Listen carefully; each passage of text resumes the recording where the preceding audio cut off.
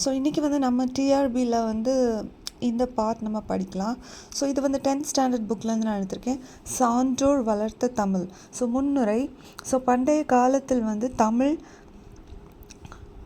வட வேங்கம் தென்குமரி ஆகியவற்றுக்கு இடையே அமைந்த நிலப்பரப்பில் செங்கோலோச்சி தமிழ் பழமையும் பெருமையும் நாகரிகமும் வாய்ந்த பண்பட்ட மொழி, இலக்கிய வளம் படைத்த பெருமொழி.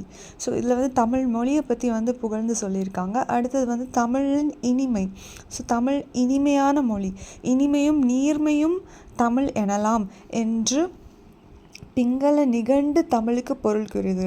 வண்டு தமிழ் பாட்டிசைக்கும் தாமரையே அப்படின்னு சொல்கிறாங்க. ஸோ வண்டு தமிழ், வண்டு வந்து எப்படி தாமரையிலேருந்து அந்த ஜூஸ் எடுத்து குடிக்குதோ, ஸோ அந்த மாதிரி வந்து அது பறந்து போகும்போது ஒரு இசை வருது. ஸோ அந்த இசை எவ்வளோ இனிமையாக இருக்குதோ அதே மாதிரி பாட்டிசைக்கும் தமிழே அப்படின்னு சொல்கிறாங்க. இது வந்து கம்ப ராமாயணத்தில் உள்ள ஒரு இது.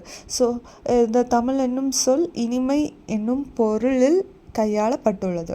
ஸோ சங்ககால நூல்கள். சங்ககாலம் என்பது ஏறக்குறைய 1800 ஆண்டுகளுக்கு முற்பட்டது. ஸோ அச்சங்ககால புலவர்கள் பாடிய பாடல்கள் வந்து 8 தொகையும் 10 பாட்டும் ஆகும். இவை வந்து பழந்தமிழர்களின் காதல், வீரம், அரசியல், போர், ஈகை, பண்பாடு ஆகியவற்றை வந்து இது விளக்குது. ஸோ சங்கம் மருவிய காலம். இது வந்து கிபி 3ஆம் நூற்றாண்டில் வந்து தமிழகத்தை களப்பிரர் ஆட்சி செய்தனர். மிக்ஸ்டு பீப்புள் வந்து ஆட்சி செய்யணும். அப்போது வந்து தமிழ் வளர்ச்சி வந்து குன்றினாலும் பெரும்புலவர்கள் வந்து அந்த டைமில் வந்து என்னெல்லாம் எழுதுனாங்க, 14 கீழ்கணக்கு காப்பியங்கள், அதுக்கப்புறம் சைவ இலக்கியங்கள் போன்றவற்றை வந்து படைத்தாங்க. இது வந்து ஆஃப்டர் கிரைஸ்டா, தட் இஸ் தேர்ட் ஆனடோமனி அந்த டைமில் வந்து எழுதியிருக்காங்க. 3ஆம் நூற்றாண்டில் 3rd century. அப்புறம் வந்து சோழர் காலத்தில் வந்து புதிய இலக்கிய மரபு வந்து வந்துச்சு. கிபி அது வந்து 9ஆம் நூற்றாண்டில் வந்து தொடங்கி ஏறக்குறைய 400 ஆண்டுகள் சோழர்கள் வந்து ஆட்சி நிலைத்து நின்றது. இக்காலத்தில் வந்து தமிழ் சிற்றிலக்கியங்கள் என்ற புதிய இலக்கிய மரபு வந்து ஏற்படுது.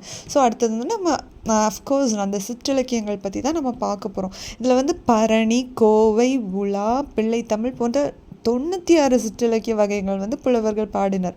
முதல் குலோத்துங்க சோழன் வந்து கலிங்க நாட்டு வெற்றியை வந்து புகழ்ந்து சேம்கொண்டார் கலிங்கத்து பரணி வந்து பாடினார்.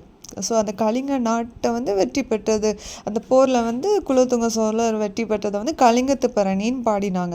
அப்புறம் உலா பாடுவதில் வல்லவரான ஒட்டக்கூத்தர் விக்ரம சோழன், அவர் மகன் பேரன் ஆகிய மூவரையும் புகழ்ந்து மூவருலா என்னும் சிற்றிலக்கியத்தை படைத்தார். பல்வகை பாக்களால் பாடப்படுவது கலம்பகம். சொற்பொருள் நயமிக்க தில்லை கலம்பகத்தை இரட்டை புலவர்கள் பாடினர். ஸோ பல்வகை பாக்கள் மீன்ஸ் என்ன, பேராகிராஃப்ஸ். இதில் பாடுறது வந்து பாக்களால் பாடப்படுவது வந்து கலம்பகம். ஸோ சொற்பொருள் நயமிக்க தில்லை கலம்பகத்தை இரட்டை புலவர்கள் பாடினர். அதுக்கப்புறம் கடவுளரையோ மக்களுள் சிறந்தவரையோ குழந்தையாக பாவித்து குழந்தை பருவ நிகழ்ச்சிகள் அமைய பாடுவது பிள்ளைத்தமிழ். ஸோ ஒரு பிள்ளையை பாவித்து அதை பாடுவது வந்து பிள்ளைத்தமிழ்.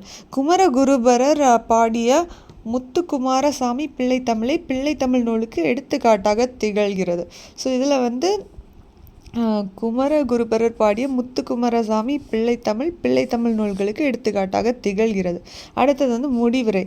இவை போல் அந்தாதி, இரட்டை மணிமாலை, கோவை போன்ற சிற்றிலக்கியங்கள் உள்ளன. இவை தமிழரின் பல்வேறு இயல்புகளை அறிய உதவுகின்றன. பழைய ஹிஸ்ட்ரியில் உள்ள அந்த தமிழர்களின் இயல்புகளை வந்து இது நம்ம அண்டர்ஸ்டாண்ட் பண்ண இது வந்து ரொம்ப யூஸ்ஃபுல்லாக இருக்குது. ஸோ இதில் வந்து என்னது, அந்தாதி, இரட்டை மணிமாலை, கோவை. அந்தாதி, இரட்டை மணிமாலை, கோவை.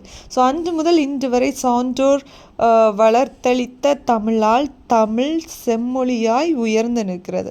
ஸோ அந்த காலத்தில் எல்லாமே இந்த பெரிய கிரேட் புக்ஸாக புலவர்களால் எழுதப்பட்டனால ஸோ இது வந்து தமிழ் மொழி வந்து செம்மொழியாக உயர்ந்து நிற்கிறது. தேங்க்யூ ஃபார் வாட்சிங்.